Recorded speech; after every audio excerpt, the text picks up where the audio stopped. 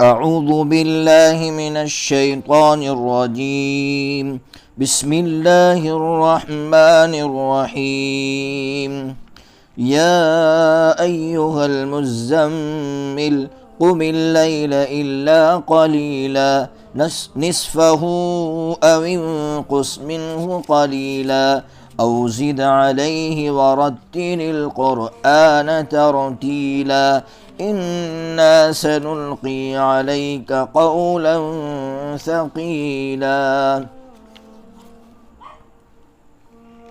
یہ سورہ مزمل ہے۔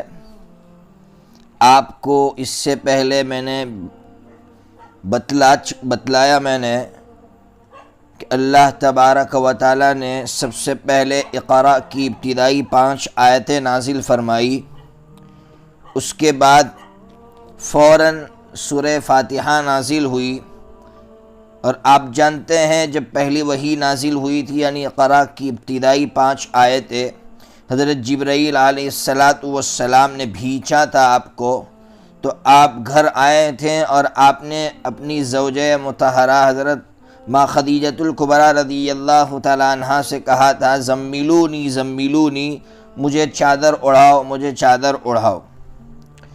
تو اب اس صورت کے اندر اللہ تبارک و تعالیٰ جب حضرت نبی پاک صلی اللہ تعالیٰ علیہ وسلم چادر اوڑے ہوئے ہیں، اب اللہ تبارک و تعالیٰ اپنے حبیب سے یہ فرما رہے ہیں کہ دیکھو دنیا میں انقلاب لانا ہے تو سب سے پہلے ذات کی اصلاح ہونا ضروری ہے۔ جب تک ذات کی اصلاح نہیں ہوگی اس وقت تک معاشرے کی اور عالم کی اصلاح نہیں ہو سکتی۔ اس لیے سب سے پہلے اپنی ذات کے اندر انقلاب لانا ضروری ہوتا ہے۔ جب تک ذات کے اندر انقلاب نہیں لایا جا سکتا اس وقت تک پورے عالم میں انقلاب برپا نہیں ہو سکتا۔ اس لیے آپ نے تاریخیں پڑھی ہوگی کہ امریکہ نے جاپان پر حملہ کیا، تو جب حملہ کیا تو جاپان کی 1.25 لاکھ عورتیں حاملہ ہو گئی تھیں۔ آپ سوچئے، اور ان سے جو بچے پیدا ہوئے ان بچوں کو امریکہ سنبھال نہیں سکا، اس کی وجہ سے اس نے پھر اخیر میں تھک ہار کر جاپانیوں کو امریکہ میں رہائش کے حقوق دیے تھے۔ تو کہنا یہ چاہتا ہوں میں کہ اتنا بڑا انقلاب برپا کرنے کی انہوں نے کوشش کی، لیکن ذات کی اصلاح نہیں تھی تو وہ ناکام ہوئے۔ اس کے برخلاف حضرات صحابہ کرام نے انقلاب برپا کیے ہیں، دنیا میں انقلاب برپا کیے ہیں، اور ان کا وہ انقلاب کامیاب رہا۔ کیسا کامیاب رہا؟ آج تک اس کے اثرات موجود ہیں۔ عراق، ایران، مصر، آج لوگ اس کو عرب ممالک کہتے ہیں، حالانکہ وہ عرب کے ملک نہیں تھے، وہ دوسرے سوچ کے لوگ تھے، وہ دوسرے خیالات کے لوگ تھے، دوسری تہذیب کے لوگ تھے۔ لیکن آج بھی آپ عراق میں جائیں گے تو لوگ کہتے ہیں عرب ملک، ایران میں جائیں گے تو لوگ کہیں گے عرب ملک، مصر میں جائیں گے تو لوگ کہیں گے عرب ملک۔ اپنا اثر اتنا چھوڑا صحابہ کرام نے، اس لیے کہ ان کے ذات کی اصلاح ہوئی تھی۔ تو اب اس صورت کے اندر ذات کی اصلاح کے نسخے اللہ تبارک و تعالیٰ بیان فرما رہے ہیں۔ پہلا نسخہ اللہ تبارک و تعالیٰ نے بیان فرمایا قم اللیل الا قلیلا۔ کیا مطلب؟ کہ انسان کو چاہیے کہ اپنے نفس کو کچلنے کے لیے، نفس کو کچلنے کے لیے سب سے خطرناک چیز تو نفس ہے نا، نفس کے چونچلے، نفس کے خواہشات، اس کو دبانے کے لیے سب سے پہلے اگر آپ کو کوئی کام کرنا ہے تو وہ ہے رات کی نیند کو اڑا کر اللہ کے دربار میں کھڑا ہو جانا ہے۔ بس رات میں قیام کرنا، اللہ کے سامنے کھڑے ہو جانا ہے۔ اس سے آپ کا نفس کچل کر رہ جائے گا، آپ کے نفس کی اصلاح ہو جائے گی، اب یہ نفس غلط کام نہیں کرے گا۔ اس لیے پہلا عمل، پہلا نسخہ یہ بتلایا کہ رات میں اٹھنا ہے۔ لیکن بہت سے مسلمان بھائی ایسے ہیں جو تہجد میں نہیں اٹھ پاتے، تو ان کے لیے سب سے بڑا نسخہ یہ ہے کہ وہ فجر کی نماز میں اٹھیں، اپنے نفس کو مارے، اپنی نیندوں کو قربان کرے۔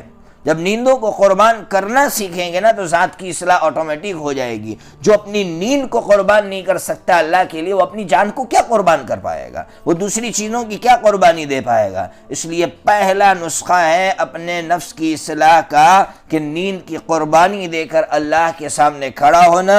اگر خواص میں سے ہے تو وہ تہجد پڑھے، اور اگر عامی شخص ہے تو وہ کم از کم فجر کی نماز کے لیے اٹھے۔ یہ پہلا نسخہ۔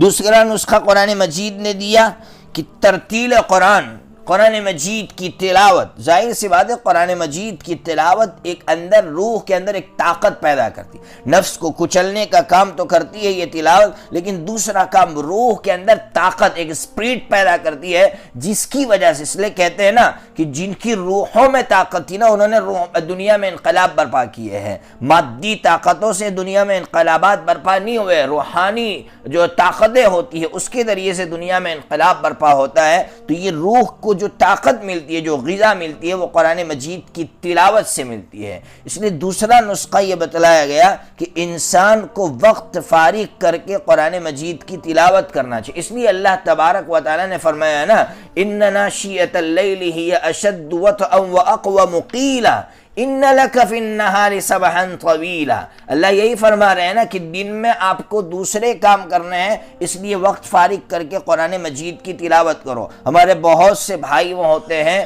جو کاروبار میں مصروف رہتے ہیں دن میں، تو ان کے لیے بھی بہترین نسخہ یہ ہے کہ آپ کوئی وقت فارغ کیجئے، صبح میں فجر کی نماز کے بعد قرآن مجید کی تلاوت کیجئے، یا تہجد میں قرآن مجید کی تلاوت کیجئے، یا دکان پر کاروبار پر جانے سے پہلے آپ قرآن مجید کی تلاوت کر لیجئے۔ تو دوسرا نسخہ یہ بتلایا قرآن مجید کی تلاوت۔ تیسرا نسخہ قرآن مجید نے بتلایا وَاذْكُرِ اسْمَ رَبِّكَ، وَاذْكُرِ اسْمَ رَبِّكَ۔ قرآن مجید یہ کہہ رہا ہے کہ تھوڑا وقت فارغ کر کے ایک تو قرآن مجید کی تلاوت کرنا، اور تیسرا نسخہ ہے اللہ کے نام کا ذکر۔ بیٹھ کے اللہ اللہ اللہ کم از کم کر لیا کرو۔ جب آپ اس کی مشق کریں گے تو پھر اللہ رب العزت کا دھیان آپ کو کاروبار میں بھی نصیب ہوگا۔ آپ دکان پر بیٹھے ہیں لیکن آپ کا دھیان مسجد کی طرف ہے، آپ کا دھیان اللہ کی طرف ہے، آپ کسی کو لوٹ نہیں رہے ہیں، آپ کسی کو دھوکہ نہیں دے رہے ہیں۔ یہ کس کا اثر ہے؟ یہ آپ جو تنہائی میں 5-10 منٹ بیٹھ کر اللہ اللہ کر رہے ہیں نا، یہ اس کا نتیجہ ہے۔ تو آپ کو تیسرا کام کرنا ہے، اللہ کے نام کی مالا چھپنا ہے، یعنی ذکر کرنا ہے۔ چوتھا کام وَتَبَتَّلْ إِلَيْهِ تَبْتِيلًا، کیا کرنا ہے؟ آپ کو تھوڑا سا وقت فارغ کر کے دنیا والوں سے کٹ کر 5 منٹ آپ کو فارغ کرنا ہے، فارغ کر کے اللہ سے گفتگو کرنا ہے، اللہ کو اپنے تمام کاموں میں کارساز بنانا ہے، اللہ کو وکیل بنانا ہے کہ اللہ میرے سارے معاملات کا وکیل تو ہے، اور اللہ تعالیٰ نے جو نعمتیں عطا فرمائی ہے اس کو سوچتے رہنا ہے کہ اللہ نے آج مجھ کو کتنی بڑی بڑی نعمتیں عطا فرمائی۔ جب نعمت کا استحضار ہوتا ہے، جب نعمت بار بار دماغ میں آتی ہے نا، تو اللہ کا شکریہ ادا کرتا ہے، اور انسان کا نفس سب سے زیادہ کچلتا ہے کس کی وجہ سے؟ جب بندہ اللہ کا شکریہ ادا کرتا ہے۔ اس لیے شیطان جب اللہ کے دربار سے باہر جا رہا تھا نا، تو اس نے کہا تھا کہ میں محنت اتنی کروں گا کہ تیرے بندے تیرا شکریہ ادا نہیں کریں گے، وَلَا تَجِدُ أَكْثَرَهُمْ شَاكِرِينَ، یہ کہا تھا اس نے۔ اس لیے سب سے بڑا عمل یہ ہے کہ تنہائی میں بیٹھ کر اللہ کی نعمتوں کو یاد کرے، اللہ کو وکیل بنا اپنے تمام کاموں کا، اللہ پر کامل اعتماد ہو، اور اللہ کی نعمتوں کو یاد کر کر کے اللہ کا شکریہ ادا کریں۔ یہ چوتھا نسخہ ہے۔ اور پھر پانچواں نسخہ قرآن مجید نے کہا وَتَبَتَّلْ إِلَيْهِ تَبْتِيلًا رَبُّ الْمَشْرِقِ وَالْمَغْرِبِ لَا إِلَهَ إِلَّا هُوَ فَاتَّخِذْهُ وَكِيلًا وَاصْبِرْ عَلَى مَا يَقُولُونَ وَاهْجُرْهُمْ هَجْرًا جَمِيلًا۔ پانچواں کام بتایا صبر کرنا ہے۔ آپ ظاہر سی بات ہے اچھے کام کے لیے نکلیں گے یا آپ اپنی ذات کی اصلاح کریں گے، اچھی سوچ پر آپ رہیں گے تو لوگ آپ کو تانے دیں گے۔ وَاصْبِرْ عَلَى مَا يَقُولُونَ، یہ جو باتیں کریں گے نا، آپ اپنے آپ کو جمائے رکھنا۔ یاد رکھیے صبر کے 3 مطلب ہوتے ہیں۔ صبر کا ایک مطلب تو امام غزالی رحمۃ اللہ علیہ نے احیاء العلوم کے اندر صبر کے 3 معنی بیان فرمائے ہیں۔ ایک معنی تو مصیبت کے آنے پر آپ کو صبر کرنا ہے۔ کیا مطلب؟ آپ کو واویلا نہیں کرنا ہے، جزا فضا نہیں کرنا ہے، تکلیف کو برداشت کرنا ہے، اس کا نام ہے مصیبت کے آنے پر صبر کرنا۔ اور دوسرا معنی ہے آپ کو اللہ کی اطاعت پر جمے رہنا۔ ایسا نہیں کہ حالات آئے تو اللہ کی بندگی چھوڑ دی، نہیں، آپ کو اللہ کی اطاعت پر جمے رہنا ہے۔ اور تیسرا معنی ہوتا ہے اپنے آپ کو گناہوں سے روکنا۔ یہ صبر کا مطلب ہے۔ تو گویا اللہ تبارک و تعالیٰ یہ کہنا چاہتے ہیں کہ 5واں نسخہ ہے تم صبر کرو، اور چھٹا نسخہ بالکل اخیر میں اللہ تبارک و تعالیٰ نے سورت کے اخیر میں بیان فرمایا، وہ یہ ہے صدقات دیا کرو۔ انسان کو چاہیے کہ وہ صدقہ دیا کرے۔ اب میں نے کہا نا کہ ہماری حالت یہ کہ بیمار ہوتے جب صدقہ نکالتے ہیں، اور عام نارمل حالت میں ہم کبھی صدقہ نکالتے نہیں ہیں۔ اللہ تبارک و تعالیٰ یہ کہنا چاہتے ہیں کہ تم صدقات نکالا کرو، اور آخر میں 7واں نسخہ استغفار کا بتلایا ہے۔ بہرحال یہ 7 نسخے بتلائے ہیں۔ سورہ مزمل کی اور بھی تفسیر، کچھ آیتیں اور بھی رہ گئی ہے، ان آیتوں کی تفسیر انشاءاللہ کل کر دوں گا۔ بس اللہ تبارک و تعالیٰ سے ہم دعا کریں کہ اللہ تبارک و تعالیٰ نے یہ جو ذاتی اصلاح کا جو پروگرام ہمیں دیا ہے، اللہ تبارک و تعالیٰ ہمیں اس پر عمل کر کے عالم کی اصلاح کے لیے قبول فرمائے۔ اس لیے کہ میں بار بار کہہ رہا ہوں کہ آپ دنیا کی تاریخ پڑھیے، تب پتہ چلے گا کہ صحابہ کرام کی اصلاح کیسے ہوئی، اور ذاتی اصلاح کے بعد انہوں نے کس طرح عالم میں انقلابات برپا کیے ہیں، کس طرح انہوں نے عورتوں کی حفاظتیں کی ہے، کس طرح انہوں نے امت کو۔ میں آپ کو ایک واقعہ سنا دوں۔